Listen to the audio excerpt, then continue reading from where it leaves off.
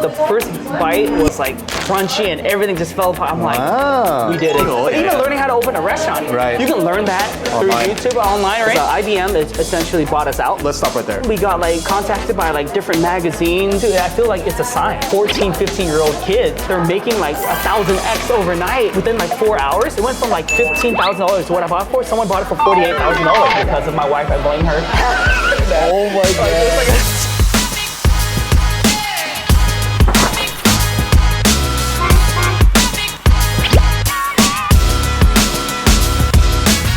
What's up, everybody? We're out here at Cross Street at Chicken and Beer. I'm here with the owner, Tommy. He used to have 3 locations, but I met Tommy a while ago. He used to have Up To You Cafe with a few friends and stuff like that, but you did Cross Street. Yes. And we're gonna get into that a little bit more, talk about business, and of course, this restaurant over here in Del Mar and Convoy, right? Yes. And used to be Windmill Food Hall, but that's besides the point. Yeah. So, Tommy is, by the way, I took notes on Tommy. So, Tommy is this is just from your Instagram profile, dude. It's nothing special. For sure. Tommy does business, tech, cars, art, and lifestyle, and he's a lifestyle blogger. If you check out his page, he does a lot of car stuff, a bunch of car stuff. I saw a lot of cars there. His cars that he has is a McLaren 765 LT, a Ferrari F8 Tributo. Is it a Tributo? Is that what it's called? Tributo, a Ferrari 512 TR, Porsche 964 Turbo, Acura NSX T, 4Runner TRD Pro, and an X Plaid. And I wanted to bring up your YouTube video, your very last one. You got a nose picker Ronald McDonald thing that I saw. I was like, what is this right here? Yeah. That was something that I tried to launch on YouTube because a lot of people are like, hey man, like you should start YouTube and you should start kind of like recording this. Yeah. The things that you buy, big art collector, right? And so I was like, all right, let me give it a try. And I realized it's extremely difficult to continue that content creation, man. Like editing and just sitting down and I tried.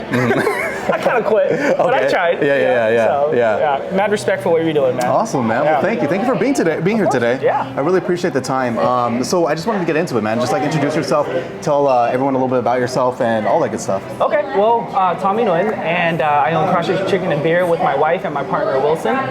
We launched this restaurant 2017, and it's now we're sitting here at our technically 3rd location. We decided to shut down the Windmill Food Hall location a couple months ago. But beyond that, I came from the corporate world and then transitioned over to this service world because of my wife. I blame her. It's her fault. It's her fault. No, but it's been amazing so far. Couldn't ask for more. We also just acquired a pho restaurant called Oh, really? Yeah. Oh, that's right. Oh my gosh. Yeah. So down in Kearney Mesa. So we're kind of, working our way through the restaurant industry and kind of following our family footsteps. Oh, really? Yeah. So taking it back, I guess when I first met you, Up To You Cafe, right? Yes. So was that also Grace's idea too? Grace is his wife. I don't know if you said her name, but Grace is his wife. Was that her idea as well, or how did that first of all happen? Yeah. So we had a group of friends that we grew up with, and what happened was we constantly tried to like throw ideas back and forth. We actually done a couple startups with them. Oh, really? Yeah. With I would call them 3 brothers. Okay. Yeah. I don't know if you. Oh, it was the Banh Mi one, right? Was there? So they started Baguette Bros. Oh, okay. Banh Mi. Okay. Yeah. But beyond that, like we constantly, during our corporate years, or my corporate years actually, we've always been in communication. We're all like, dude, we got to do a business together one day. Oh, really? Maybe we do a boba shop. Maybe we do this and that and that. But then. Right after I left corporate, I transitioned out of there. We sat down and got a little bit more serious. We were like, okay, how do we get into this world? Right. And we sat down. We're like, oh, you know what? Like, what's a hidden gem in San Diego that hasn't gone, too big yet? Yeah. So we were like, oh, maybe Up To You Cafe would want to franchise us. Yeah. Oh, so there was previous owners before you guys? It was previous owners. The original owners. I think they launched it in I would think 5 years before that. Yeah, it was a husband and wife. Okay. The nicest people in the world. Yeah. And actually, one of the brothers knew them. Okay.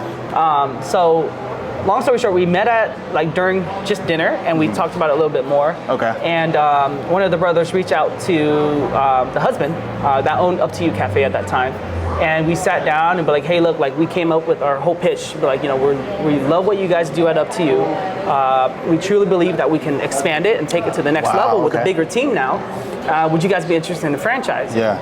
And funny story, during that time, they were opening a restaurant at where Cross Street Convoy is right now. Really? Yeah. They were. Oh, they were the same owners of that one too? They were the same owners. The toy one, right? Yeah. I just remember It's seeing right the toys. there. Actually, some of their stuff is here. Yeah. Oh, that's we brought it. Yeah. Okay. But they were working on that. Yeah. So I guess it was overwhelming. It was a lot of work. It was their first restaurant. Okay. Coming from a dessert shop, restaurant and dessert, completely different animals. Yeah. It's two different worlds. And I think their stress and everything kind of led them to the fact that like, hey, maybe this is our sign to just sell the dessert cafes. At that time, there was two locations. The Convoy one and Mesa College. Okay. Yeah, the one across the street from Kearney. Okay, gotcha. Yeah. And long story short, they were like, what if you guys buy it from us? Oh. And we were like, oh, dang, we didn't think of it like going that far. But so then, fast forward, we all talked about it and we went in and purchased the entire, cafes, IP and everything from them. Right. And we took it on. Okay. That was 2016. Let's stop right there. So to buy that restaurant, buy that dessert shop, did you guys just all have a bunch of financing on your own? Did you guys finance it yourself? Did you guys take out a loan? Like how'd you guys get it? Good question. And a lot of people ask that. Yeah. How do you start something? Right. For me, I came from the corporate world where, I was able to make a steady income, but I also saved a lot. Okay.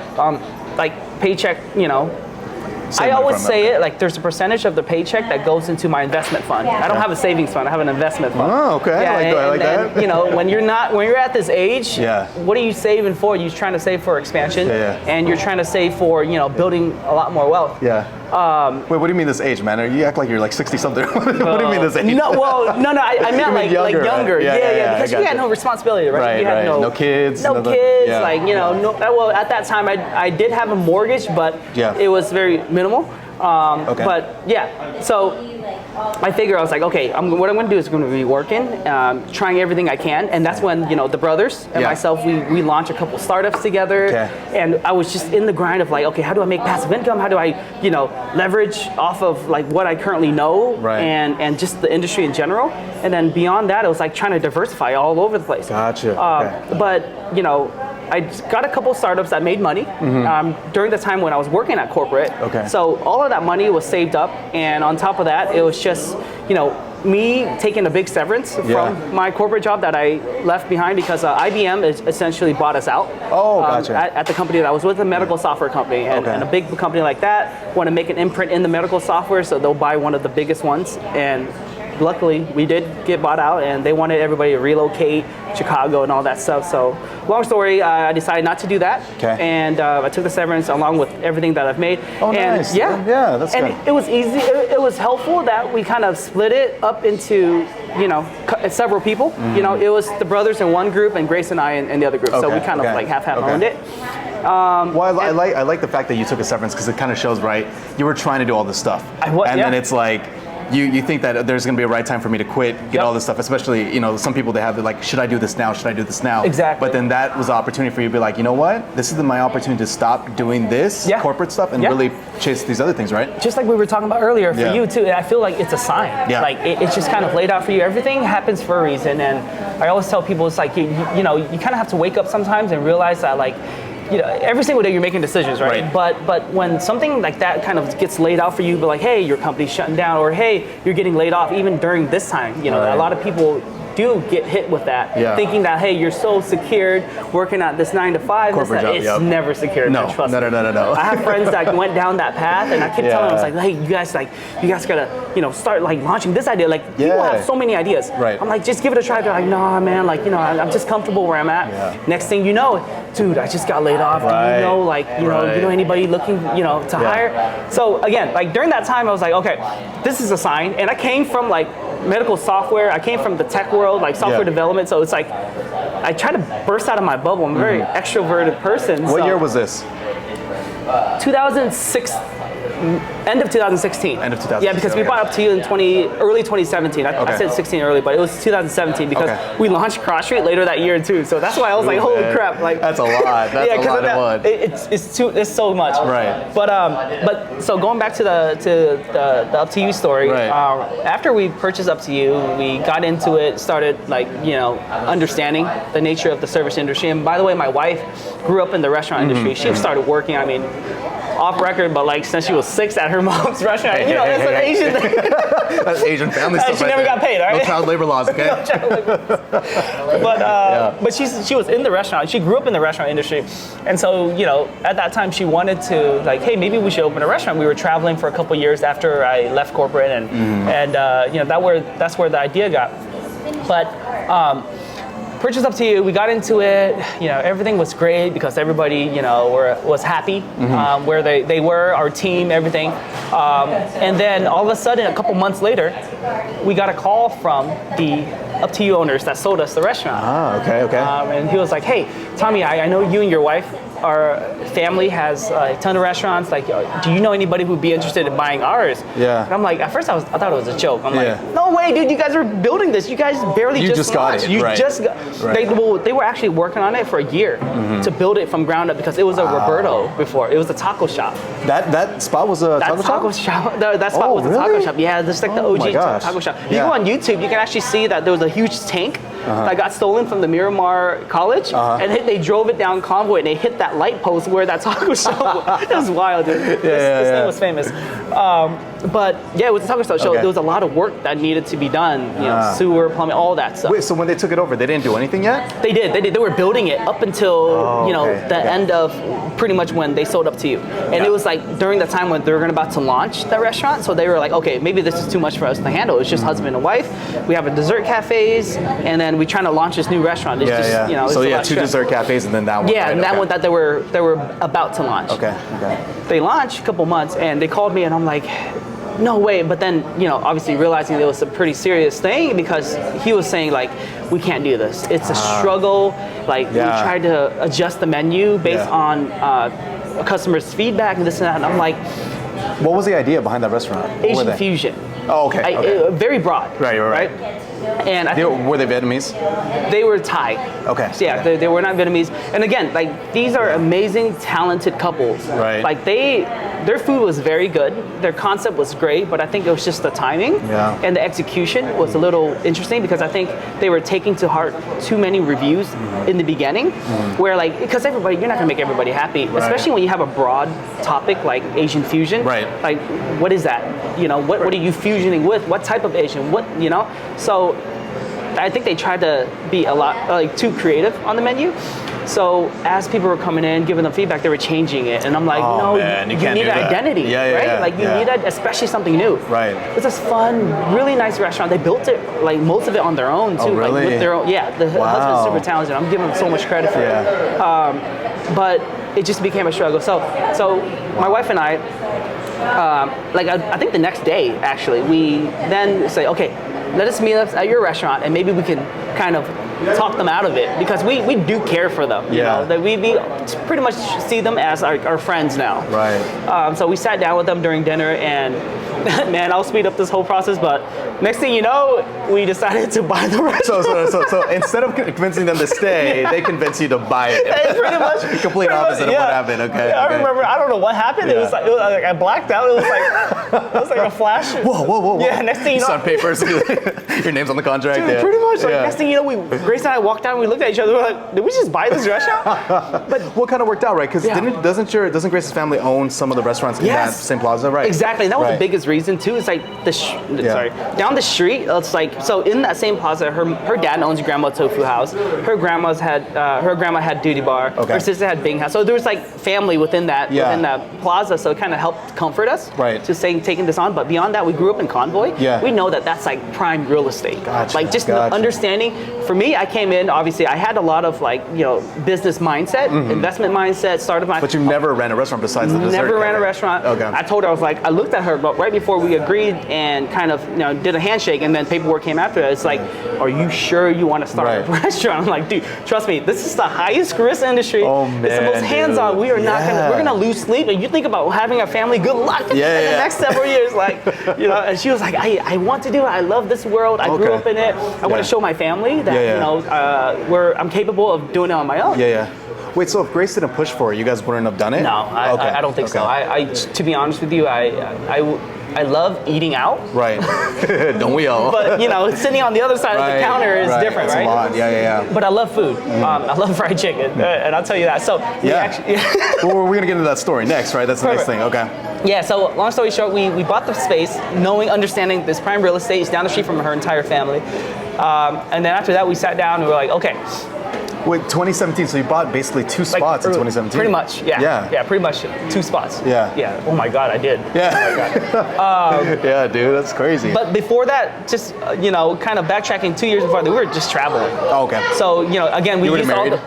we were dating. Okay. Yeah, so all of that time all of the money that I've made throughout my corporate life and my startup life, I then decided this is a sign for me to transition, but while I'm doing that, let me try to kind of clear my head because I just kept thinking about where I should start applying to next, like sending my resume in. So I'm like, no, let's just stop thinking about that. And so I met my wife at that time. We were dating. I'm like, let's just travel. So we were going around Asia for like about 2 years here and there. Dude. Yeah. So it was just kind of going back and forth, or did you? Back and forth. Gotcha. Yeah. And so it kind of helped us stir up ideas too, because she had a crazy entrepreneur mindset. And that's how we met. We were in a coffee shop. Long story, but she had a journal with we had mutual friends, and she just jotted down all these different crazy ideas that she wants to do one day, wants to launch one day. She was very enthusiastic about just wanting to open her own business. Yeah. Any opportunity she got, she was able to turn it into a business. But you already knew her before this, right? I did, but of her. Of her, okay. Yeah, you never really talked in high school. And we had different groups. I was a cool kid, by the way. He's lying. Okay? He was on the other side. She was in the cool group. But yeah, we reconnected because mutual friends, and we started going to cafes. During that time when you go to cafes and you did work, she was still in school while I was working at my first company, and we were, we met there so we could start, doing work together, and it slowly became just us. The friends started getting busy and this and that. And I'm telling you, everything happened for a reason. Those friends had prior plans for us to be alone together. And then they planned it. They did. They did. No, they had prior plans. Meaning it wasn't planned. Oh, okay. But I thought they were hey, let's get this together. Eventually, it kind of. I think it got to that part. That's how it happened. Okay. Yeah, but she was just so enthusiastic about hey, since you're doing all these different startups and you work in the company, what do you think about my idea and this and that? And then I just saw but anyway, so when we were traveling, I'm jumping all over. No, it's fine, dude. It's fine. This is how life is, right? You jump all over the place. Yeah. No, we were traveling and we were just gathering ideas. Everywhere we went, it was because of food. Every country, the first thing you do is, as all your followers know, it's you focus on what is good in that area. Right. Why am I traveling? First thing is food. First thing you look at, First thing is food. Yeah. So when we got back here and we bought Cross Street location while owning Up to You, we sat down and we looked at each other and we're like, what should we do here? Yeah. We literally had no idea. So you didn't want to continue that Asian fusion thing that they were doing? No, because we knew that it already launched with I would say a mentality of people are confused about it. I didn't want to kind of take it on and continue it. I kind of want to start from scratch. Okay. And again, we didn't design the menu anyway, so it would have been such a struggle for us to kind of understand it. So then I was like, I love fried chicken. I love fried chicken. I was fried chicken is my life. Because everywhere we went, in Korea. Yeah. Dude, when we were in Seoul, Korea, there was a chimek, Korean fried chicken place. Okay. Every single block, dude. They were everywhere. It was like a Starbucks, and I keep telling people they're all over the place, different directions. And I was like, let's go there. Let's go. So you tried it from a bunch of different spots. A bunch of places. Okay. And she would get so sick of me, really? Stop having fried chicken every day. Can we try something else? It's eating fried chicken and cream barbecue, man. I mean, you're in Korea, right? You kind of have to, right? Yeah. And so, I was just like, what if we do chicken and beer? It's San Diego. During that time, craft beer was huge. Yeah, okay. I was like, what if we just do chicken and beer on Convoy? It's straightforward. Everybody will understand it. It's not fusion that you don't understand what it is unless you start understanding the menu. But I was like, yeah, this is perfect market to launch something like this. And then we called up my best friend from middle school, Wilson. He actually worked at a restaurant and helped launch a restaurant. Oh, okay. Yeah, and he was there for like 10 years, I think. Oh my gosh. Yeah, so he has a ton of experience in the operational world. Did that just happen, or you guys were still in touch and all that stuff? We were still in touch. Yeah, okay. we were friends throughout college and everything too. Okay, yeah, cool. So we stayed definitely in touch. And I was like, we get Wilson in, Grace and myself, we can then maybe launch this from ground up and see where we take it. Okay. So at that point, I always understood that again, from my experience with startups, is that you need a team. You cannot try to do everything yourself. Right. If you're not an expert at it, don't try to be, because you're going to be wasting so much time. How did you guys divide the responsibilities then? How did that happen? Good question. So I came from the business world and marketing. So I left marketing at the IBM group. And so I was in charge of business, finance, and marketing. Grace and Wilson were in charge of, first off, not even the operations yet, first off, the menu. So they actually sat down. Oh, the recipes and everything, The recipe and everything, wow. yeah. So they actually spent months, it was just trying to figure out what batter to use, what ratio, to what flavor. It was from scratch. Literally from scratch. We've never had a fried chicken restaurant before this. None of our family did. Right. So it wasn't like we could pull help from outside. Yeah. So they were doing constant research about it, and they were just trying to trial and error, and I was the mouth of the whole plan. I was just trying to, because obviously I love it. Fried chicken, right? Like you said. So I was like, if you could convince me. Right. So after several months of just trial and error, we finally had the perfect recipe, and then we did a whole friends and family and all that. Yeah.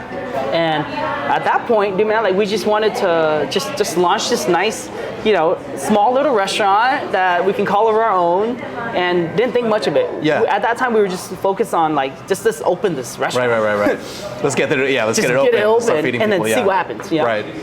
Next thing you know, I don't even remember our soft opening, our grand opening, but that all happened, and then several months in, we got contacted by different magazines, and then all the news stations within the area, because it's Kearny Mesa. You had Fox, you had KUSI, all these different CBS too down the street wanted to do a segment on us, and I'm like, heck yeah, please. And then at that time too, foodies were a big start of this whole industry, 2016, 2017, right? It was just a whole. So then I was like, okay, how do I get the most eyes on a restaurant without just me doing it? It's so hard to kind of launch and promote and spending that much money. So I invited all the influencers, and we had you were a part of it. Yeah, thank you. Yes. I was there. It was way back. Right. And then we just launched this entire foodie opening thing, and it gained attention from that way. So I think a mixture of just the media helping us out, the magazines, and then all the influencers literally put us on the map in Convoy. And then from that point on, it took it from there. Do you think that it was, like you said, it was a mixture, right? Yeah. How do you think the media, the news groups came aware of it? Was it just because you guys were brand new and it was that kind of feel, or what do you think it was? To be honest with you, I think it was, the brand new part and the buzz. Yelp was blowing up. Right. And they started seeing a lot of Instagram and social media ties into a restaurant. So I think it gained their attention. Yeah. And then on top of that, actually, backtracking too, our first year, we did over 40 something events. Wow. So we were out there. Oh yeah, you did. You did an art thing, clothes, and you guys don't have a huge space. We don't. But we try to just bring a DJ. A DJ. Yeah, we had DJ nights, and we still wanted to do that. We had beer festivals that we were out to, and then the other thing is we actually joined a lot of food competitions, and we took home titles. Wow. So then again, all of that in tandem. So not only marketing yourself for social and getting people out, but also the extra community activities. Absolutely. Art festivals, going to those beer festivals. I remember you guys were at, I think it was in Foodie Land. It was 626, the night market years ago. One of the first ones they did here. Yeah, the Convoy meal. Yeah. It was in the Qualcomm, right? Qualcomm, yeah. And I remember going there, but you guys already ran out of chicken. Yeah, and I was like, insane, oh my gosh. But then it was they still had a line. The whole event had a whole line in the front. It was wild. Yeah, it was a crazy event. Yeah. But thinking back about everything that happened, everything just literally happened for a reason for us. And one thing led to the next. It was like a domino effect. You get picked up by one thing, you get attention from another thing, other media started to come in, and so like our attention started just kind of build up a little bit build up more and more and more, and it was just compounding like I never thought we could be, but we were just going off of it, like we just kept running with it. And we continue to do all the events and involve the community. I think the biggest part was involving the Convoy district and our entire like area neighborhood. We wanted. I love art. As you introduced me in the beginning. Ron scratched the nose picker and Ronald McDonald thing. Ronald McDonald. That's Ron English, by the way. But I love art, and I was like, Convoy North Park was known for art. Murals and all that. So I was like, Convoy is missing that, and I wanted to bring people from down south to kind of come up here and recognize us and notice us. So during that time too, we ran a huge event to, number one is do a mural unveiling. Connected with a local San Diego artist down in Barrio Logan, and they came up and they did our giant mural in Convoy right now. The chicken one, right? The big rooster? The huge rooster one, yeah. And I think that was the first mural in Convoy that kind of took it off. Right. Started bringing that like type of attention to the neighborhood. Yeah. Because a lot of Convoy during that time, it wasn't where it is now. Really? It was so different, man. Yeah. It was like a lot of the restaurants there were like our parents, traditional Korean restaurants. Gotcha. Okay. There wasn't a lot of younger entrepreneurs there. Yeah. So it was just stagnant. Okay. So yeah, we brought and that brought a lot of media attention too when we did the unveiling. We had the support from council member and all that coming coming to our space. Yeah. And, doing giving it a lot of attention. Yeah. And then we also launched a drive to push a convoy Welcome to Convoy arch. That hasn't happened yet. It still hasn't happened, but we're getting very close. Oh, cool. From what I heard. Where was it going to be? Hopefully in front of our... I think it's probably right where Convoy and Balboa is. Oh, that's true. Like okay. That intersection, somewhere around there. That would make sense. That's like the middle of everything is. Right. But we wanted to push that because we're like, everywhere around San Diego has it. Hillcrest University, all that. But like Convoy is missing that. And we wanted to, again, bring attention to our neighborhood, and put us on the radar. So we were pushing that and getting the politicians and the community attention. Involved. But as we were doing that, again, I think it became a topic. Wow. And now it's getting closer than ever to be able to have something like that. That's awesome, man. Because I only know of Convoy for maybe like the last, I don't know, like seven years or so. So probably like when you guys start picking up. Because I moved here in 2015. But it's like hearing that, I'm like, even the whole community events, you being involved in community events, like really boggles my mind because I know a lot of restaurants that want to do the same thing, right? Obviously, you guys are successful, right? You have a second location, you add a third, like all of this stuff. But a lot of the restaurants that I manage and I help with, that's one thing they don't do. They just expect people to kind of just come to them, right? So like if I was a business owner, a restaurant person, what's some advice you would give me to like kind of help me get more business or get more customers, all that stuff? Okay, specifically for that, I think it starts with having a team to support that foundation while you're out there trying to get creative and bring traffic to your restaurant and market it. We solidified a team when we first launched. Thank God, like we were like we had so many people that believed in us, and I kind of think it trickles down to it. And then it then gave us the ability to then go out there and just see like what events are in town. How is it related to us? And was that your idea? That was literally all of our ideas. It was just like opening a restaurant is like one of the hardest things. Right? And if you already put all your eggs in that basket, you might as well go the full mile and try every single thing you can. If it doesn't work, who cares? At least you tried, right? At least you tried. Well, you're going to waste your time, which, again, you're getting in the restaurant. Time passes anyway, right? Exactly. You already signed up for this, so it's like... might as well do something. So like we were constantly trying to figure out, okay, what events we need to be at.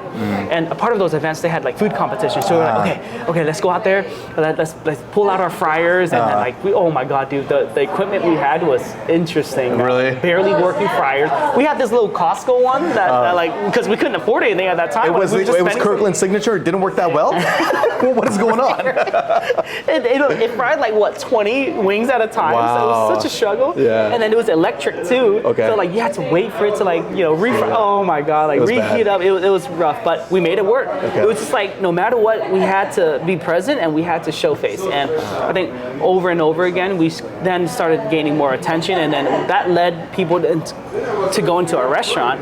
And then from that part on, it's just like then the team takes care of it. I would say like we are the ones that we put our efforts in bringing customers to the restaurant, understanding or discovering CrossFit, and then our team does the rest. Wow. To kind of really Yeah. solidify and have Right. returning customers. Okay. But I would just say just get involved. With, Get involved. Okay. Just don't think that you're gonna blow it out of the park, open up, and again, maybe you would. I mean, I say Maybe. that's like less than 1% chance that Yeah. you can just open and not do any marketing, and then just have people come to you.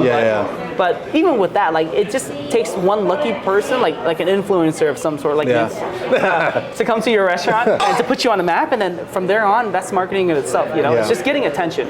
But I think again, the timing. I think the timing was great for us. There wasn't any Timing fried is chicken everything. place besides there's one inside like a market down the street in Zion, but there wasn't any like standalone fried chicken place at that time when we launched.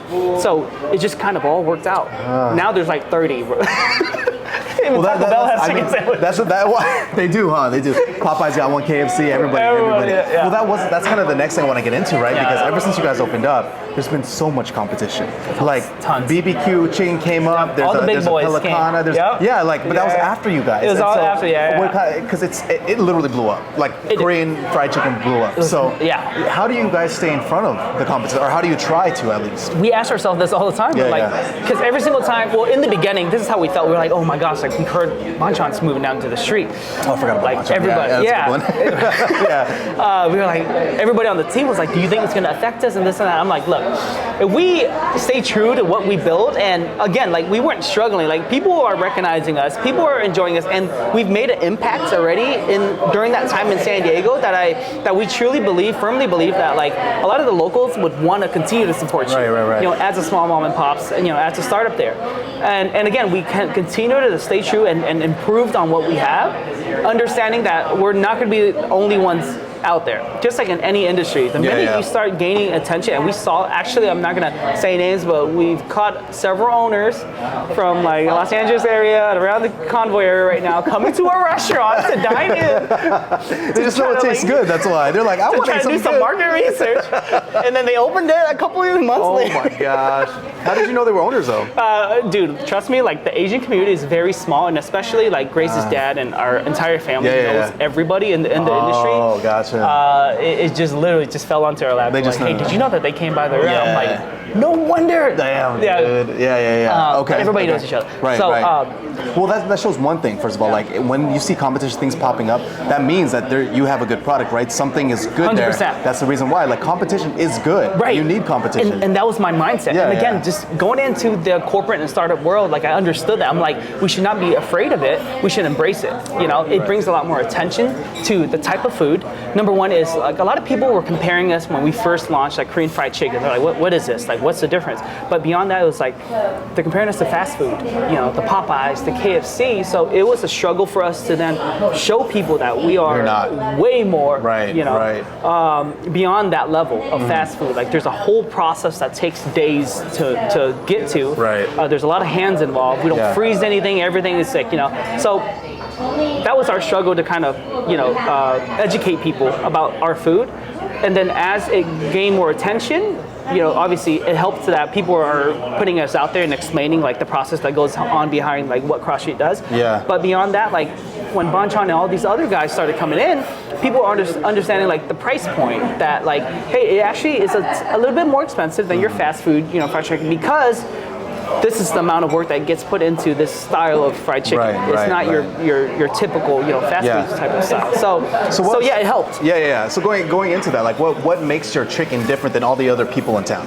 So comparing to the fried chicken, or I mean, the Korean side too. Yeah. Now? I guess we'll start with that and then just see where. Yeah. So before, when all the competitions came in, and I would call them like people within the neighborhood came in and joined us. It set us apart because we were the Korean and Southern fried chicken concept. Okay. And what's the difference is, number one is we source our chicken and we use fresh chicken every single day. So that's why our chicken is big. Yeah. Because you don't freeze it. When you freeze a chicken, it swivels up into a small little wing size, like a buffalo style. Okay. And the minute you bite into it, you'll know right away is that it's dry, and it's dark in the middle near the bone. That means it's frozen. Okay. For us is then we had to make sure that we get the fresh chicken and we marinate it for X amount of hours, and after that we batter it 3 different process in order to get the batter extremely thin as possible and as crispy as possible. We double fry it. we marinate. So the flavor not only comes from a lot of the places they put sauce on the batter, and then the minute you bite into it, you just taste 90% sauce, and the rest is just flour and chicken. We said every single step of the way when you bite into the chicken, it's like the first layer is the sauce, second layer is the batter, and the third layer is the chicken, the meat itself. Every single layer has to be flavorful. I don't care how strong the sauce is, I don't care this and that. And the biggest struggle for us was keeping the batter crispy. With the sauce. Because a lot of times it sits there, it gets soggy. Right. So we were going back and forth, and I remember one day during test kitchen that Wilson and Grace was like, okay, we got it. They were so excited running out of the kitchen. It was like literally, like I was in the dining room and then they came out, like they were just trying back and forth. And this is happening for months. They finally got the perfect recipe and they drizzled sauce on it and we brushed it on and we shook it. And then I was like, okay, ultimate test, let's put it outside in the cold and let it cool down. Right. Then you'll know if it really holds. How did you know that though? How did you know that if you leave it outside? I eat fried chicken every day. from research myself, you know. I think the biggest struggle is like when it's fresh, it's always going to be good, right? You get the perfect, exactly what you want to serve people is when it's fresh. But I'm like, fried chicken, this is something that's very portable. You know, people are going to order to go, take out, or just like, what is the worst case scenario that can turn this into a bad product? So I was like, well, it's the temperature. You know, anything crispy becomes soggy after it sits there. Yeah, and especially when you add like a liquid to it, like a sauce to it. Now you're just fighting with that, you know. So after like the first bite, I always love every single thing that they made. But after it cools down, it becomes soggy and this and that. So then I was like, let's just leave it alone. Like pretend that like people are ordering us for takeout and it takes like 20 minutes to get home. Will they still enjoy us? So then I put it on the patio. It got cold to the touch, and the first bite was like crunchy and everything just fell apart. I'm like, we did it, guys. We did it. And then how long did that take? 3 months. Oh dang. Yeah, dude. Okay. Because during that time too, we were like rearranging the restaurant, trying to figure out menu design, the branding, all that stuff. And at night, we would come to the restaurant, test kitchen. So it was just like back and forth for months. Wow. You know? Okay. And it got to the point where a lot of the time we were sitting there looking at each other like, man, I don't know if we can do this. Did we make a mistake? Then you call them back. Can we return? It's like a 30-day policy. Is there a 30? Wow. But you know, we just kept pushing it through, and nothing's easy, right? If you can become successful overnight, man, like you either won Dude, that's the lottery luck, or, man. If someone can do it overnight, because because no one sees everything, all the work you put into something, right? They just see the end result. And exactly. If someone came here right now, you see this storefront, you see the Convoy one, where you're like, wow, these people like were an overnight success. They don't know this whole backstory from it took, you right? It's funny you say that because a lot of people who meet me and kind of see like what I'm involved in, they're like, man, dude, you must come from a good family. And I'm like, trust me, guys. Like, that's not it at all. Like, you know, Grace's mom, who launched Friend's House in Convoy, like she was there for like 20 plus years. Dude, she was making like $300 a day at that time. She was struggling to pay rent. It was a struggle for them. So we did not. And I came here as immigrants, and you know, it's just the four of us, my dad, mom, and my sister, and I. Like, we didn't have anything. My mom was working 7 days a week. My dad was at home trying to raise us, and you know, all this. So it was like, it wasn't given to us. It wasn't provided. And even us launching Cross Street, to be completely honest with you, it was amazing that we had our family support. But at the same time, we were doing something so different at that time. And we tried to apply so much of our generation to it that they couldn't really help us in a way. They couldn't understand it. You know what I mean? Like with like, why are you inviting all of these influencers by getting free food? Or like, what is all this Instagram thing? Like, it's not gonna work. Like, you know, you're wasting time doing this. Just focus on getting the customers through the door. And that was their mindset of opening a restaurant and running it, coming out there every single day and just sitting there and just making sure, you know. But then when you're doing that, and obviously when you first open the restaurant, you have to, right? But like after a while, you keep doing that, you're preventing yourself from expanding, from working on, you know, getting your name out there. Just like we were talking about, it doesn't just naturally come to you, you know, unless literally you're in the perfect right. It just happens, but yeah, all that kind of just came together. And it's just a mixture of just so much that made this restaurant work, and the timing to our team, and I keep giving our team credit because literally they got us to where we are to then give us the ability to put our names out there. So that's awesome, man. That's a good story. Thank you, man. That's great. Thank you for sharing. I can't believe, literally 7 years later, almost 8. Hey man, it's still going strong. I can't believe we're still sitting here talking about this.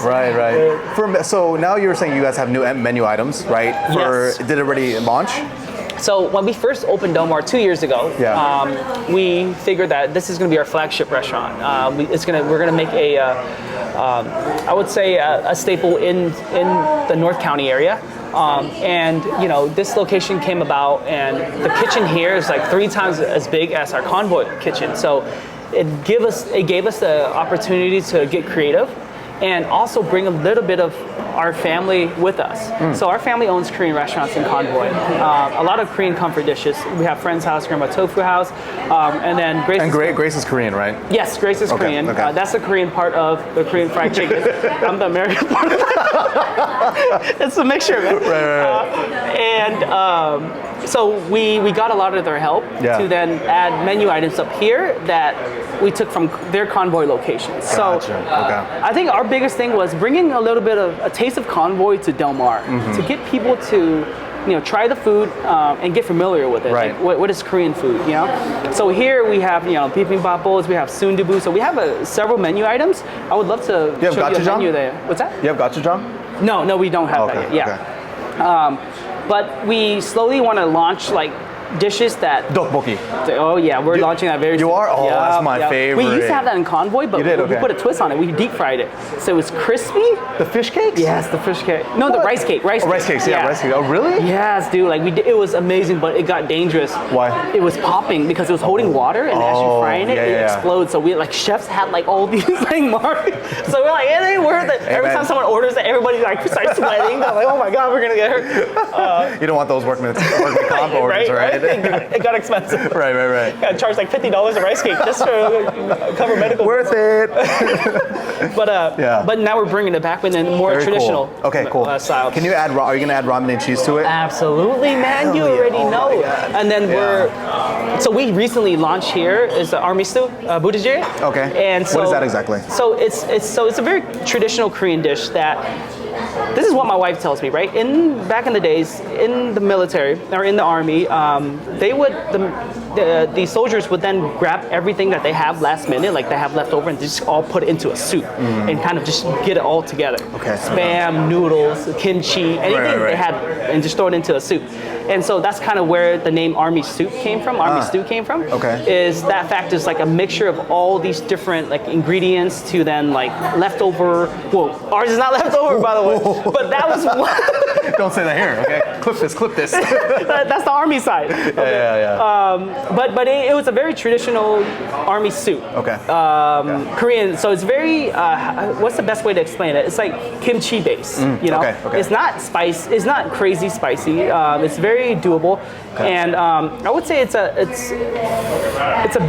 very shareable, comforting portion of a sundubu, but not exactly. I've heard of it before. Yeah. Do you guys serve it like on a burner and it's just hot? Yeah. Okay, Ours is in the burner because then it gives you that control of how hot the soup you want, and it just makes it a little bit more like interesting. And then our sundubu is the tofu soup where we can add spam and whatnot in there. It's another traditional dish. We have kimchi fried rice, which we had in Convoy, but now that's going to be our newest item, which we're going to be showing you guys here today. Yeah, in a little bit. That'd be cool. Yeah. So that but you said Convoy also has different dishes than Del Mar, right? Or is it the same ones? So I would say Convoy. So Del Mar has and Convoy kind of has about 90% similar items, which is our primary fried chicken, and several of our sides and whatnot. But Del Mar is the location that has the more Korean dishes. Gotcha. Yeah. So that's Del Mar just has of the everything area, Convoy. right? Yeah, it's just because of the area, but also the capacity that we were able to do here. Because Convoy's kitchen, like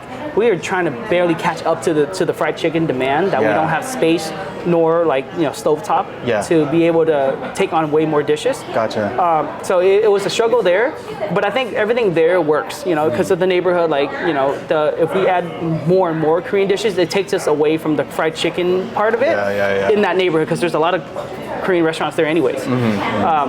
But up here, it's like, again, we try to bring that Korean cuisine to this neighborhood. So I think if we have the space and the capacity to, I figure why not? Might as well collaborate our family's restaurant, traditional restaurant, to then cross street and bring the best of both worlds here. That's awesome, man. Yeah. So for someone who wants, I guess, If someone has never tried your fried chicken before, never been to your restaurant, what would you say? Come here for this. Ooh, okay, you gotta get drinks too, because I know here you have you have cocktails over there too, right? Yes. So you have drinks here too. You can get alcohol.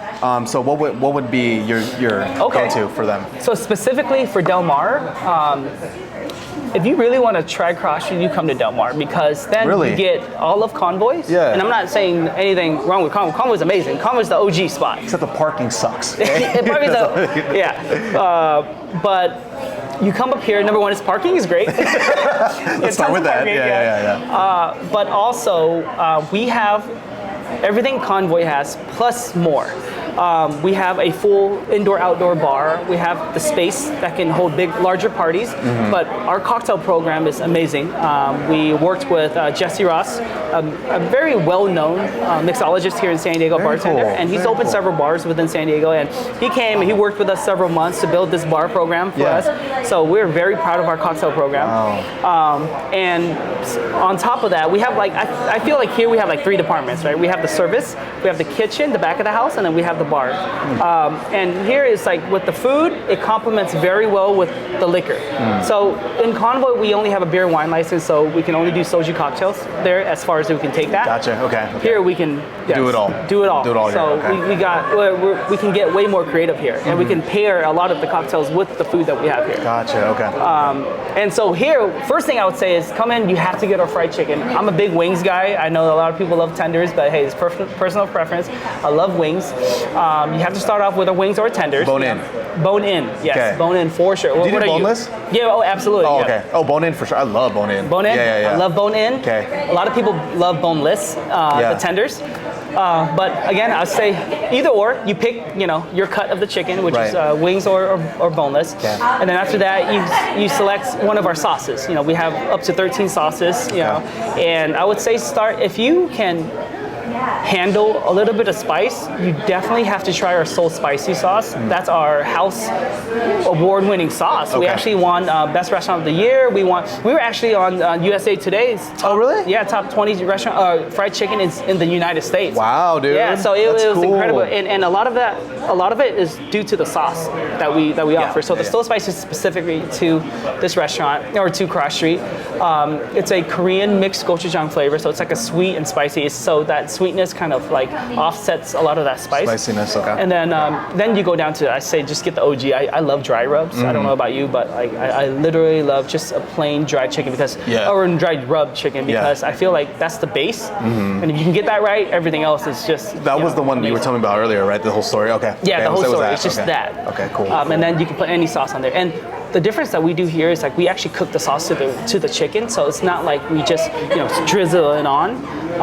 So it literally just soaks into the batter, and the batter is still crispy. Okay. And then after that, you just bite into the actual chicken itself. It's it's marinated for hours and hours. So it's the whole process that we want to make sure that we go through and not cut any corners, because otherwise you'd be eating another Buffalo Wild Wings. Well, no shame on Buffalo Wild Wings. Amazing, by the way, but we're different. Used to be my go-to spot, but but we're different. Yeah. Okay, so you go Soul Spicy, bone-in wings. Yep, bone-in wings. Or if you want dry rub, go with the OG. Yes, okay. Absolutely. Garlic Parmesan is another great one. Okay, cool. Can't go wrong with that flavor. Or lemon pepper is another one that we want. You're literally listing everything, all the man. flavors, dude. I'm just thinking about what we got recognized for, and I'm just throwing it out there. Okay. But it's all personal preference, right? Everybody has different palates. Everybody would think that our Soul Spicy is a level 8, while I may think it's a level 5. Right. We all can handle this differently. So a lot of time when customers ask us hey, how spicy is this? It's so hard for me to put a number to it because all of our numbers are going to be different. So I compare it to sriracha. If you can handle sriracha, you can handle spicy. Okay, cool. Yeah. Good comparison. And then here's the crazy part: you have to try our chicken sandwich. So it was something that we did not launch the restaurant with because it's very southern, right? It's too southern. But obviously, when you first launch a restaurant, you want to make sure your menu item is perfect before you start going crazy and adding all these things and making it mediocre.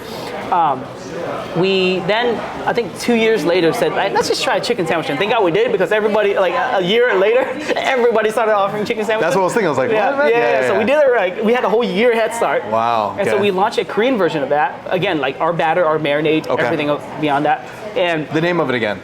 So we have a hot chick. Hot chick. There we go. Yeah, a yeah. hot chick. And you can't forget beat that. that, man. Yeah. Can't beat And then we that. have a classiest cluck. Okay. Classiest cluck. Classiest cluck. Wow, love that. The classy is the classic fried, what's called chicken sandwich, and then the hot chick is the Nashville style. Yeah, I gotcha. Chicken sandwich. But it's like Korean spices though, even though It's Korean spices, Gotcha. exactly, and actually like the methods into cooking it as well.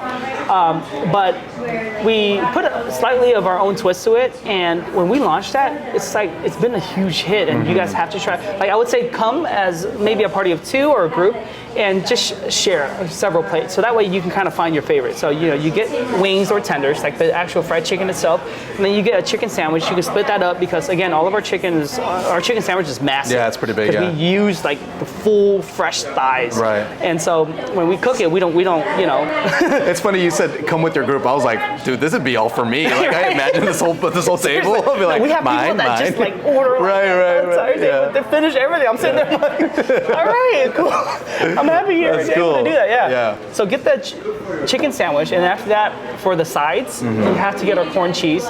People love the corn cheese. Okay. It's a great dish. Just like it's a warm, hot, sizzling dish. Okay. All of the other Korean dishes, I would say, save that for your second. Okay. So you were saying repeat cut. They're going to be a repeat customers. You We're have just to be, saying because our menu is big enough for you to come back and keep trying you have to. it. You have no choice. You got to come back. Marketing 101. But no, yeah. So first time try to fry chicken, and if you come up with a big enough group, dabble into the other entrees. Okay. You know? Okay. Cool. The chicken fried rice, the sundubu, the army soup that we have here. Yeah. And so. Get the corn cheese. Our beer batter fries are to die for. It literally will hold its crisp until like a week later. I don't recommend eating it a week later, but it will. But it will. Like, Okay. Did you do that yourself? You experimented? Put it outside? Oh my God. I put everything outside, Don't recommend that. Don't try this at home. But no, like it's extremely creative. So it's a great compliment to what you're already having. Very cool. And then obviously the beer, right? Like we launched with beer because it pairs very well with our food. But beyond that, here in Del Mar, we have a full cocktail program that then you can pick everything. Like our cocktail menu has a very diverse mixture of all the different drinks. Okay. You got whiskey all the way to tequila, so it's whatever you enjoy. Like you can't go wrong with any of the drinks there. Or we have 20 beers on tap that we rotate all the time. All the most popular beers in San Diego and what customers love too. Like we'll bring it on and we rotate them, so it's not always the same. Yeah.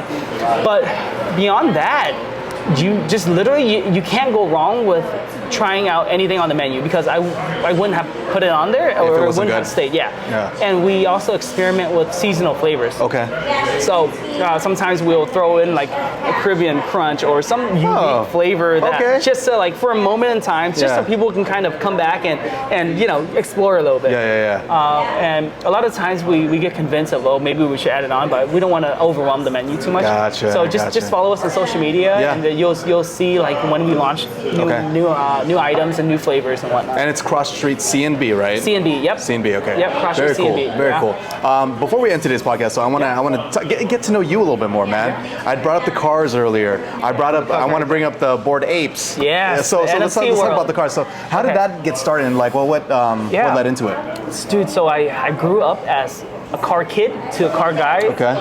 And I don't know what it is. It's like just like every other car enthusiast out there. It's like it's something about like cars that it just really motivates me, intrigues me. Just drive like off record. But when I was 12, I borrowed my dad's car when he was sleeping. Hey, I hope your dad doesn't see this, huh? Right.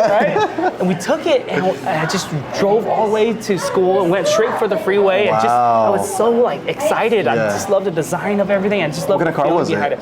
It was a Toyota Corolla. Nice. Yeah, it was a Corolla. I forgot what trim was. Import right there, man. Right? It was a boxy old Corolla. I remember those days. That's funny. But I just wanted to drive. I was so eager, I couldn't wait until 16 and a half to do it. So, it started at a young age. And for me, it was like what I ended up really appreciating about cars is not the fact that like it's a hobby for me.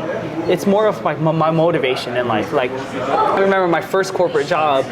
My very first like luxury car was I wanted an Audi so bad. I'm like, Really? I would make it if I own an Audi one day. This is like the dream. It's an Audi S5, S4, or one of those. But I put an S5 on my, and I was telling myself, like, how do I motivate myself every day and stay focused?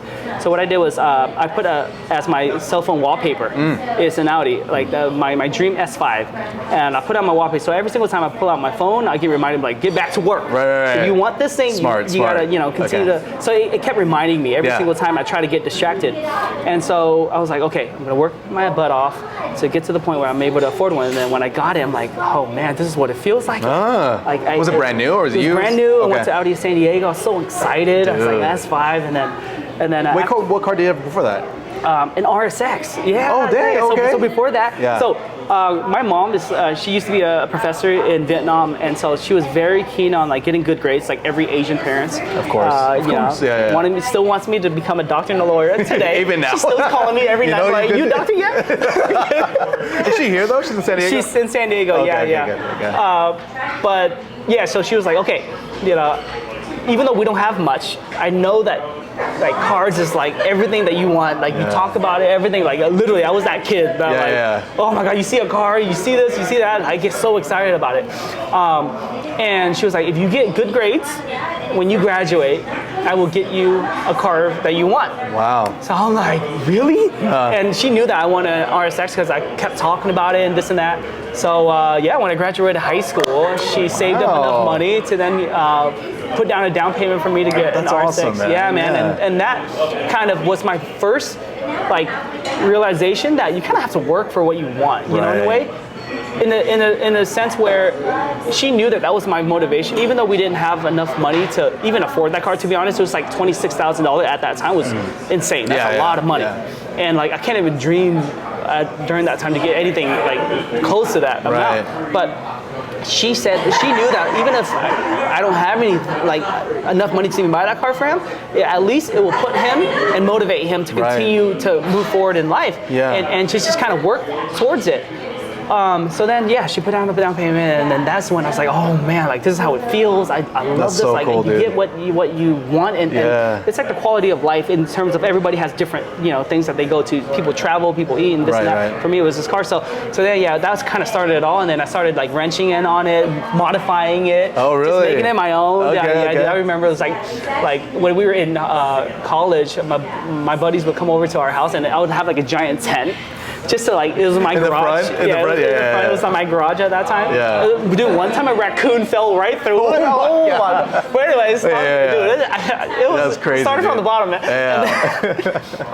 And I was just like pulling things out, modifying, putting exhaust on there, lowering the car, doing all this stuff. But it was just because like I look forward to it. Like go to school and then look forward to going home. And did you play sports in school? Not until high school. Yeah. Well, actually, I did in high school because that's when I got the car. I played badminton. Oh, cool. Yeah. Okay. So, and then we always played like football on the side with our friends, but nothing on a team. Gotcha. But badminton was a big thing at Sarah. I went to Sarah High School, which is now Canyon Hills, I believe. Okay. Yeah, they changed the name. Wow, man. Yeah, from that point on, like I started continuing to motivate myself. So again, like. So what did you go to? The Audi, and then. So the Audi S5, which is the 2-door. Yeah. And then I went to then a Audi S4 because that was when. So I graduated. So I got my first job, and then after that, going to work every morning, I was having so much fun because it's a V8, right? And it's a natural expired V8, and I realized that like I want to have more space in the back to be able to open the back door and put my like luggage or my suitcase in the back there.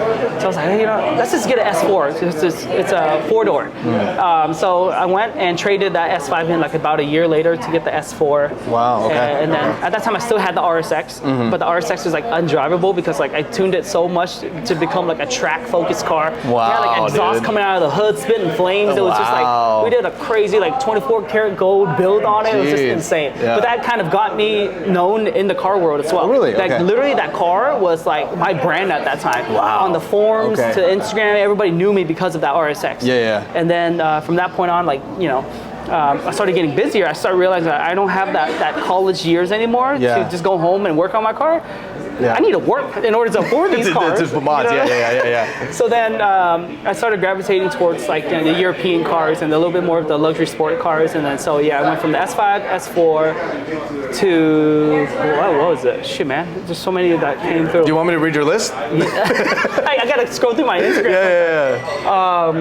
How did I not? I have like Hot Wheels of each one. Oh, the NSX. Okay. So like my ultimate dream poster child car was an NSX, an Acura NSX. This was bigger than your Audi? 100%. It was like a Japanese supercar of the time, Yeah. And it was like growing up in the 90s too. Like you have all these dreams about like, oh man, one day I'm gonna own this supercar, I'm gonna do so well, blah, blah. But yeah, that was my ultimate dream car. Wow. So I was able to buy an NSX, a red NSX, and I still have it to today.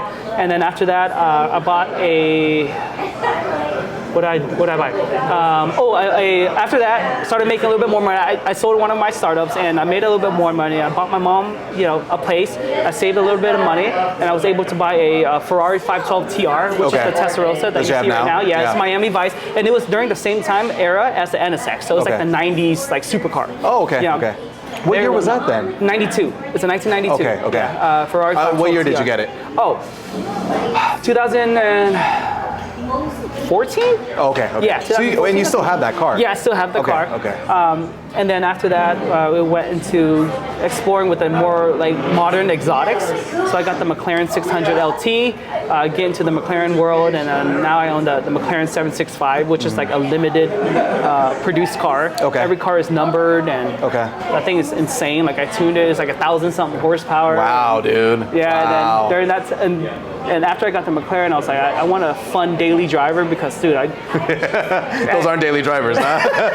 I'm like, my commute is very short anyway, so I want to enjoy every second of it. So then I went out there and searched for another supercar to drive every day. So I got the Ferrari F8 Tributo and ended up modifying that one too. Yeah, and dang. So was your newest purchase the 4Runner? Was that the latest purchase? Yes. That is, okay. Yeah. So what prompted that? Because I was thinking, because that's the one I've been seeing lately the most, but I haven't seen anything in a while. So it was that one? It was the 4Runner, because I have so many friends. Even my cousin, he was like, dude, you got to get into this off-world life, and you appreciate, and I always appreciate off-road, off-roading? Off-roading and all that. So I was like, dude, this is sick. Like, number one is Toyota. They'll last forever. It's like that car that if the apocalypse come, I'm gonna go for it because it will run. Forget the rest of them. Forget the rest of them, man. I'll run out of gas before anything. But yeah, the 4Runner, and then I started modifying. Like I got it in a week. Right. Within that week, and then I remember seeing the progress. It was fast. I don't know what happened, man. I guess you blacked out again. Blacked out moment, man. Like they showed me the night before. They met me at Cross Street. Yeah. Showed me their 4Runners all lifted, big tires. The next day, I went to Toyota of Carlsbad. I was want to get that one, Like I'm such an impulse. Right. I was like, dude, if it's in my head, I want it now. Give it to me. Yeah. So I went to the Toyota, and then I had a 4Runner actually. No, sorry, a RAV4 at that time. Okay. Which is just parked there, and we used it for the restaurant.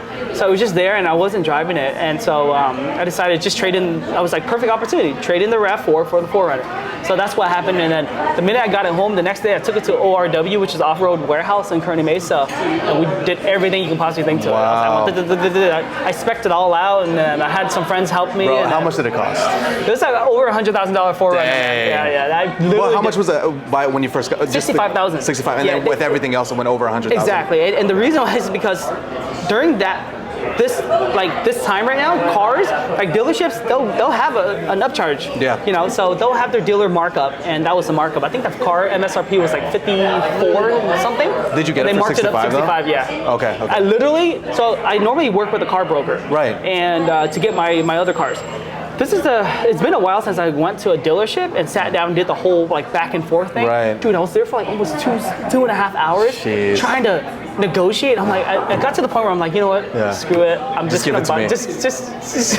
I mean, they got you, dude. That's what they do, right? They wore me out. Yeah. Dude, I was sitting there, and he had to like go up to his manager's office. So many times, it was the same. I did a whole like thesis on this. Yeah. Of, like, you already know. Salesman. I knew exactly, but I still felt for I was like, this is 2023, man. Like, we still doing this. But yeah, they went back to the office, back and forth, back and forth, back and forth. And then he got to the point where, how much you want to pay per month? I'm like, dude, I understand how this works. Right. Don't ask me how much I want to pay per month, how much I want to buy the car for. Let's start with that and not the monthly payment, because that's how they get you. They'll squeeze in this lower monthly payment, they'll extend the terms, they'll make more money.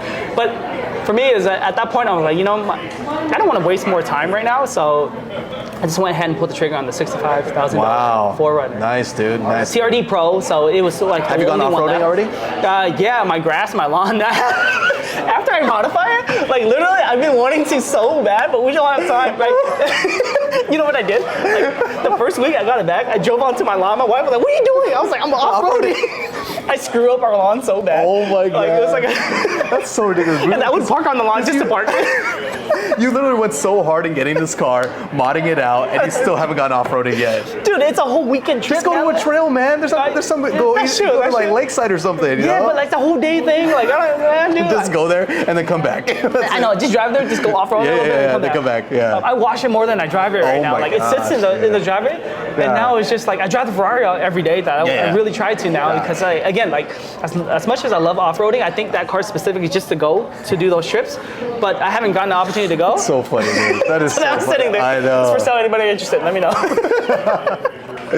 Well, getting into the last part, obviously you're successful in business and all of this stuff, right? So if some people are looking to do the same thing or trying to just, I guess, better their lives, what are like some tips you would give them? To be honest with you, I think I was telling our little brothers that as well. Is like he looks up to me because he was like, I wanna get these cars one day. Like he wants to get a 4Runner and not drive it. Exactly. Yeah. You want to be and look at it, watch it. Yeah. Go on the lawn and come back. It's the cleanest 4Runner in San Diego. I can guarantee you that. That's good. That's good. Like literally clean. Yeah. No, I was just saying this. Like, there's so many opportunities in this world right now that you can leverage off of. And for me, and I tell people this story. Like, I didn't go to school to learn about investments. I didn't go to school to learn about how to trade stocks, how to trade crypto, and that was where the Bored Ape comes in, which we haven't talked about yet. But like all these things, is I saw an opportunity and I saw that people are making money off of it. Yeah. So it stirred up curiosity. And my ultimate goal was, again, going back to like my hobbies, right? Like collectibles, cards, and all that stuff. It's like, if you want this, you literally gotta be able to like sacrifice your time to make the money. And I know it's easier said than done, but at the same time, it's like, if you understand that you're capable, which I swear every single person out there is capable, it's just a matter of like, if you have the drive to learn it.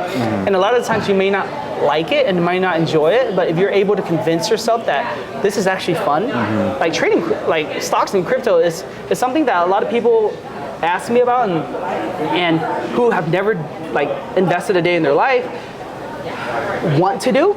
But the minute they start dabbling into trying to read charts and watching the news and being on top of it, it just falls right off because they just can't get their mindset into actually retaining that data.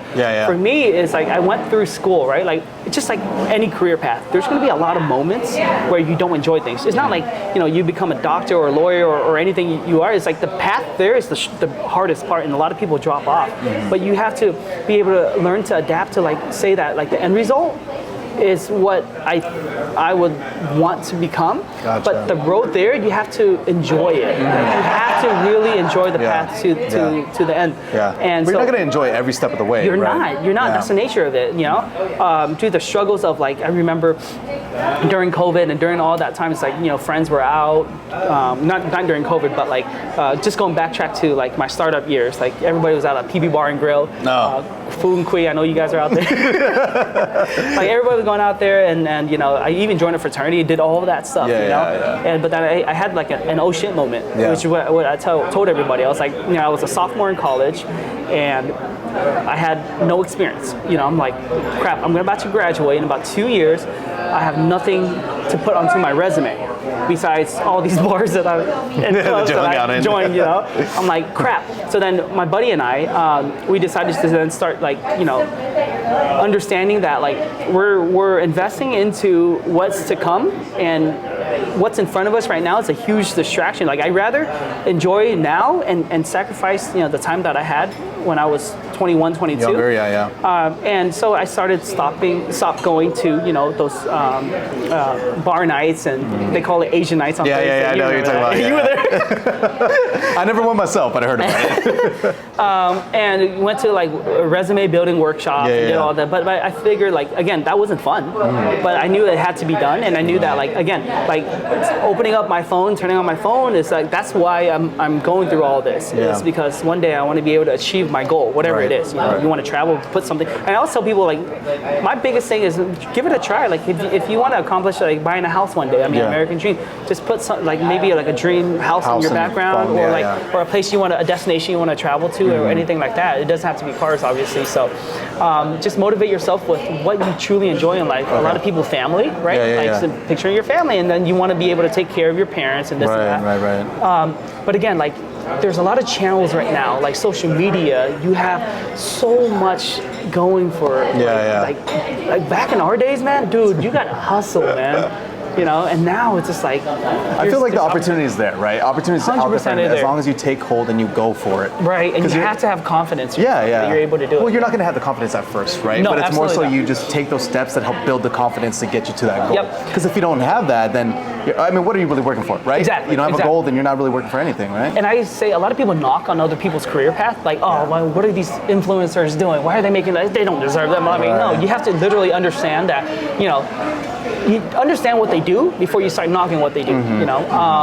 They are content creators, and regardless of that, it's like when you talk about YouTube alone, like, look how much money there is in YouTube. Right. NFTs was the biggest thing. Like, people were saying, why the heck would you buy a JPEG that I get a screenshot of a monkey? You're right. I mean, you're talking about, dude, let's go into the Bored Ape, all right? Because you were in that, right? I was in that. So what? Because you bought one, right? You still have it? So I bought several, actually, and I still have it. Yes. And it's all over the restaurant because I always tell people this. It actually helped pay for the restaurant when we first launched. But regardless of that, like, right when COVID all happened, everybody was at home and everybody, had money to start investing. During that whole time when GME and GameStop, AMC, and all that was blowing up, and all these like coins were getting launched and this and that. So people were like Dogecoin, Elon Musk, blowing everything up. During that time, I was following that religiously because I was like, this is so intriguing. Like, this is actually fun. I love like this. On Reddit, on Discord, on Twitter, people were going ham about like pumping and dumping and buying all these coins. I was like, this is crazy. Like, these stocks, even like from Robinhood launching like massively around that time was perfect for it, because then people were able to trade stocks like through an app. Like, it was so quick versus back then, Scottrade, E-Trade, and all that stuff. It's the whole process. But I guess everything happened during COVID perfectly at the timing where then you can get retail investors to come in, and then obviously the market started going crazy. But I started seeing on Instagram like NFTs. I was like, what the heck is this? Disregarded it. And then a couple of celebrities, Jimmy Fallon, all these people, Justin Bieber started like posting about it, and I'm like, what is this?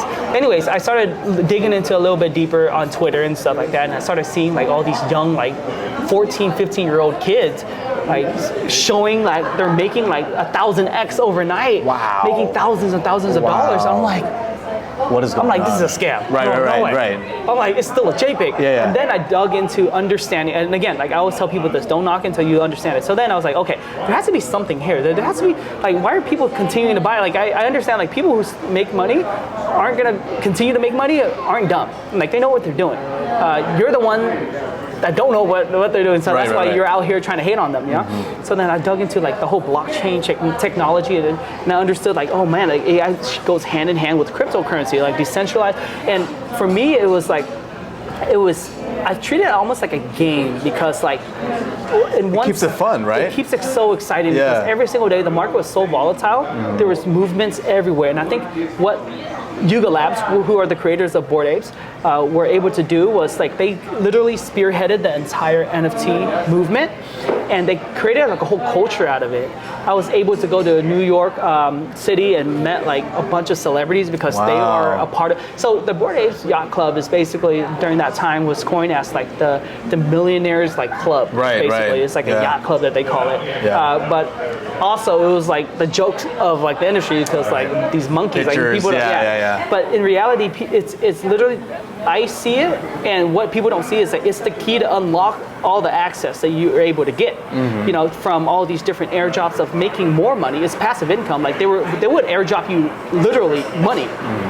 They'll airdrop you other projects, NFT projects that you can sell on the second market. So I was making so much money just by owning this monkey. And during that time, my first investment was like $15,000 to buy a monkey, and I was sweating that night because I didn't tell my wife. I was like, she asked, she was like, "What are you buying?" I'm like, "Oh, don't worry, it's not that expensive." But I literally, it was like the biggest purchase I've ever done to buy a photo. Right. But I was like convicted. I was like, no, this is way more than that. Like I love what they're doing. It's like investing into a startup company. And that's what they were. They were a startup company into the whole crypto and NFT world. So I bought that, and then within like 4 hours, it went from like $15,000 to what I bought for. Someone bought it for $48,000. Wow. So I was like, this is not real. And so after that, I locked myself in my room from like every time we get home at night, like it was like at midnight or around 1 a.m. I would stay up until like 6 a.m. every single morning to then literally put myself into like this mode where I block off everything and started doing tons and tons of research, following all of the Discord forums, seeing what project is coming up next, seeing what Yuga Labs is doing with the Bored Apes, and seeing when the next drop is so I can prepare all of my crypto. What do you mean drop? Like they would drop an ape and you would pick it up? Exactly. So they'll airdrop. So if you own like a Bored Ape, right, like you'll get benefits basically. So because you're a holder, they'll give you like they launch a token. It's like a cryptocurrency called ApeCoin, and then they'll give all the holders X amount of it. And the minute you get it, it goes out to then the secondary market where people can now buy it, just like Bitcoin and Ethereum. You're like or anything reselling like that. then in a way, you can actually sell your shares and take the actual cash. Gotcha. You know, so and then we had other projects because like Bored Ape was like literally like the Louis Vuitton of the world of NFT. They had so much respect that then other projects, NFT projects that tried to launch, they would give us, like the holders, the Bored Ape holders, it's almost like a celebrity figure. Right, they'll give them so then we can help promote. Because if you know like a Bored Ape holder has like this project in their portfolio, that means it must be a good project. So we were getting airdropped left and right, and what I did was I got those free NFT projects and I sold them. So I was making like $60,000, $100,000. It was just all over the place. Long story short, it was in the millions. How long was that? Well, how long was that span? So this is a funny part. From November like 6th to right before Christmas, right? I would call it a month. A little bit over a month. It was in the millions. Dang, and I sat there, I owned several Bored Apes, I was flipping them, I was trading them, people got desperate, people started panicking, you buy it, you flip it, it's just all back and forth. And it was just literally like 6 hours a day through the AM. I didn't sleep, I would take a nap when I woke up, and wake up like around like 10, 11 a.m. After that, and my wife was like, what the heck are you doing? Why are you buying blah, blah, blah? But anyways, I was like, I started rethinking about why am I in the restaurant industry? I was making all this money just sitting and trading JPEGs, man. Like I mean, it's effort, but you're not going anywhere. You're just sitting in front of your computer. Just sitting in front of a computer. But it's not like that anymore, right? Like absolutely it's not. Not that crazy. And during that time was when the whole entire market was up. Real estate was, as you guys know, it was insane.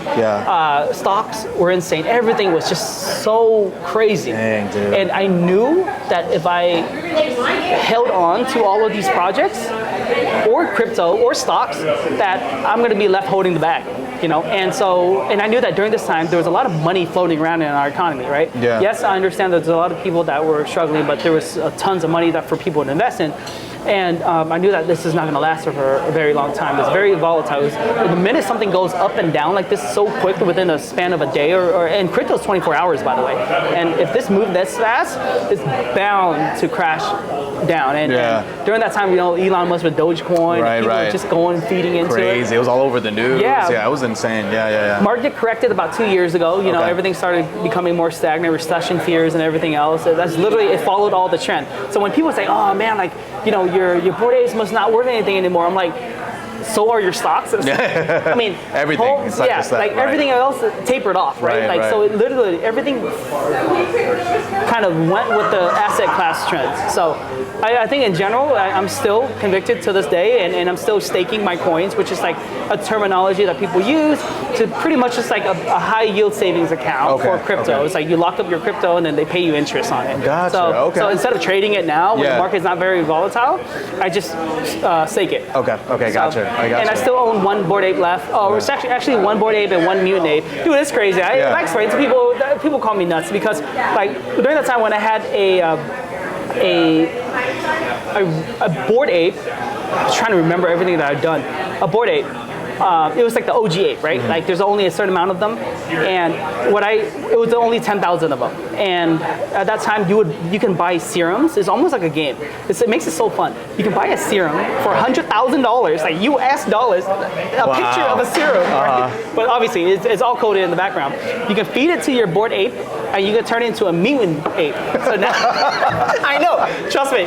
Like, it's a video game, dude. It is, but like for a lot of money. Right, you know? right. So when I try to explain that to people crack up, and I crack up because I'm thinking about what did I do? This sounds ridiculous, this sounds ridiculous. Yeah. But they will, that's a part of the whole thing. But then when you do that, you can sell the mutant ape because you can still hold your Bored Ape. So it's not like it disappears and it turns into something else. So basically, you have two things. Now you have two. Or you can flip that serum. Then beyond that, like you get more benefits if you hold multiple. Okay. And then also they give you like a metaverse land. The whole VR AR thing is like huge. Mark Zuckerberg, everybody was getting into like the whole virtual reality. All these celebrities are hosting like concerts, you know. Yeah, on there, in the metaverse. I've seen the Fortnite ones, like, All that stuff was going crazy. And then I saw Bored Apes doing collabs with like Gucci and all these big brands. I'm like, dude, these big brands have been around for decades, will not just collaborate with you just to collaborate. Right. Like, why would they want to help you? But they know that there's a huge influence behind this brand is called the Bored Apes that like I still truly believe in it, and I still have my Bored Ape, and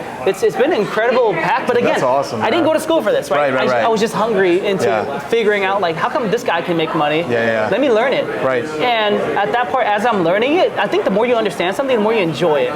That's how at least I see myself. It's like if you don't understand it, it just seems like something that's there. It's foreign. You don't get it. Yeah. But once you start understanding, but obviously also the benefits is great because you start making money off of it. You're like, shoot, like okay, what do I need to do now? You know. So that was the whole thing. It's like so basically everything you're telling me, what I gather from it is like there's nothing stopping you from achieving certain things, right? Like not. you are your own blocker. If you don't want to learn something, you don't have to. But if you do want to learn something, you literally just take the time to research. Like you said, from 1 to 6 in the morning for how long? The information is there. It's there. Right. Literally, you have information at the tip of your finger right now. Like it's insane to me that people say, "Oh, I don't know how to do this and that." I'm like, you heard the term Google? Like, YouTube? YouTube? Literally. It's a huge resource center for you. Right, you know? right, all there. So I don't think there's much excuse anymore. Besides, if you want to get into like the whole like doctor's program, obviously you need license. You need to go to school. But even learning how to open a restaurant, you can learn that through YouTube or online or anything like that. So anything is obtainable. And I think for me, it's just like I want to be able to live the life that I've always dreamt of. Right.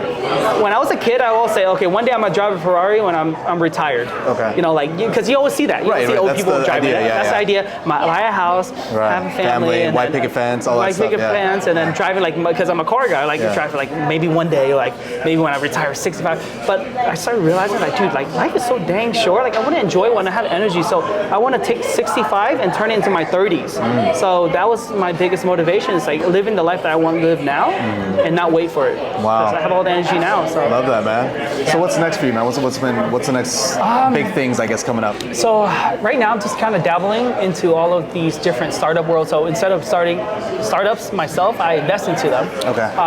And beyond that, it's just again running the restaurants. Are you? But how often are you actually here? I say once a week. I don't come up here very often. Okay. We have an amazing, incredible team. My partner Wilson's up here a lot of the times. But I'm kind of just all over the place to try to figure out like what I need to open next. Whether it's a brick and mortar or whether it's investing into a group that we can do a lot bigger things with. So again, just diversifying my portfolio pretty much. Okay. And again, like my wife and I were thinking about having a family potentially next year. Awesome. So I man. kind of have to like, you know, Right. That's cool. calm everything down before before we No more jump spending into 100,000 here on the serum and all the shit. Yeah. it. So she was like, "You gotta get rid of your cars for a minivan." Yeah. I'm like, "Oh, Oh, heck dang no, it. dude, I don't You're think not I using the 4Runner anyway, dude. You Yeah, might as right. well. It's too high. you can't put it in the baby seat." Yeah, I mean, you could. You could try, That's right? what I said. Get a ladder attached to it. You can make it happen. Yeah. You can But make the it happen. Cybertruck is coming, guys. Dude. I can't wait. Yeah. Dude. Are you gonna get one? Yeah, we're very nice. allocation for it. It's gonna be a good restaurant cart. Okay. Yeah. It's an excuse. I mean, I was just thinking like, what? Like in my head, like, what are you talking about? Because it's a huge bet, man. Imagine all the right. catering. I'm just trying to justify it. And you put cross street on the side, man, Dude, because trust me, it's gonna that's be gonna get so much attention. I'm gonna wrap it into a chicken, and you can see a giant. The horn's gonna be a clucking to the cluck. What are you doing? Yeah, dude. A giant chicken crossing driving Oh around my San Diego. You guys see God. that? Don't forget to honk. Cross street, chicken and beer Cybertruck. Man. Honestly, man, just have fun with Yeah. everything you do. For me, I try to involve everything that I do, Yeah. and just have a good time with it. You That's know, don't awesome, stress man. out about it. Life is too short. Right. Even if I lose everything today, yes, it's gonna be sad. But by the way, we didn't dabble into like the struggles that I've had. You know, Right. we've always talked about like all the things that I've done. Yeah. But like my wife and I have gone to a lot of dark moments in our life. Of course. We lost a lot of money through several investments, like literally everything. Yeah. When we were opening our first crossery, so it was just like at that time I sat down and we were in this like our area and kind of were not talking to each other, communicating, and I kept reminding her like I broke out of it because there's a lot of things that happened in my life. Like my dad passed away when I was 15, and so like I relied on him for everything because he was that at-home dad, and so like I think from that day on to then my best friends would be passing away at such a young age, and everything kind of hit me at once. I started realizing and got into the mindset of like, again, like it sucks to say this, but everything does happen for a reason. Like I would say my dad made me who I am today, but if he was still around, I wouldn't be where I am. You know what I mean? Right, It's just right. interesting You'd how be a it different works. person You'll be a completely. completely different Yeah, person. yeah, Like, I wouldn't be as independent as I am, But beyond that, it's like when we lost like a ton of money during this, when we first opened CrossFit, it was just a bad investment. I reminded her, it's like we still have our health, and we still have our mind, and we can break out of it again, and Right. and that's what we did. So everything, nothing is gonna go smooth sailing for everybody. Never, never does. And social media is the one place that you shouldn't go on there to try to look for negativity, which there is a lot. There's a lot. But people A like lot. influencers, they Right. post positive things. Yeah, And yeah, I would say don't look at my profile thinking that like I'm always winning or Yeah, like yeah, I have the light. It's a lot of work. Yeah. And Well, that's there's a why lot it's of nice that struggle. we're doing this, because people get to see some of that side, right? Absolutely. We've talked about all the positives, but there are, of course, everyone goes through negatives. Everyone goes through the hard Everybody. Yep. times. And just because you don't see it online, because you don't want to perpetuate that idea Exactly. to everybody, Yep. it should be a happy, positive place. So, Absolutely, it's yeah. a place to inspire, and it's a place to kind of connect with like-minded people as Right, well. right, right. Within the car community, within every like hobby that I have, I was able to meet so many good people. Cool.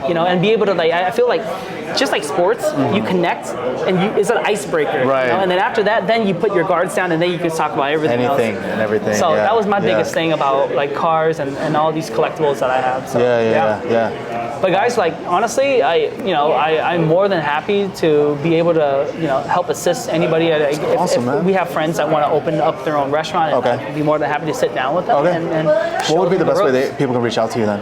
social media. Okay. Yeah, just hit me up on my Instagram, and Okay. just if you're pretty serious about, I can actually put you in front of the right people, or at least point you in the right direction to get Yeah. the resources that you need to be able to, open up your own first place. Okay. Yeah. Okay. Again, it's all available. Right. So- But some people just want that guidance, Yeah, someone did it absolutely. before. So. And I'll be more than happy to, because every time I do it, I get better at it. Yeah, that's so true. it's like I love it. And, Yeah. and no, I don't sell any courses. I was like, hey Do man, not. isn't it $10,000? Dude, like literally within the last several years, there's Yeah. fake accounts that were made. All the time. Dude, I'm pretty sure they hit you up. Oh, for you? Of you? For me. Oh, of you? Yeah, like Dude, they would make fake accounts and they'll DM all the people that follows me or my friends and Wow. family. Like, hey, I'm opening or I'm starting this class. If you want to sign up for it for $50, blah blah blah. They're trying to scam people left and right, and so that's why I have to get verified. That's how you know you've made it.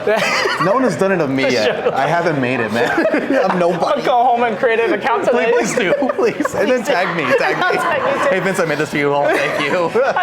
It got to the point where, like, at first I was like, why would anybody, it's just, there's so many other people out there you can do it to. But then when friends started thinking that they're talking to me, and it was an awkward encounter where one of my wife's friends thought that he had a whole conversation with me for a whole week, and then I saw him here at Cross Street, and I don't recognize him. And he acted like we're like buddies now. Yeah. My wife was like, that's the guy that said he talked to you for like weeks, and you guys are. I'm like, that wasn't me. I swear. That's awkward, dude. Yeah, so it started getting very dangerous because people starting to like fall for it, and it only takes one person to lose that much money. So then I had to I made a whole little highlight of saying, hey, this is a scammer. Like these are all the accounts that we've been able to track down and all that stuff. Wow, that's insane. And then they got the whole verification thing, so that helps. Okay, that's good, man. That helps a lot. That's good. But yeah, Awesome, dude. Well, thank you. This has been an awesome conversation, man. Such a pleasure. I'm always, man. Vince and I, if you guys don't know, every time we see each other, we always try to capture that moment of just catching up. Right. But there's never enough time. It's never enough time. Man. Yeah. Are you hungry? Yeah, dude. Let's get into it. I'm gonna do a little video there.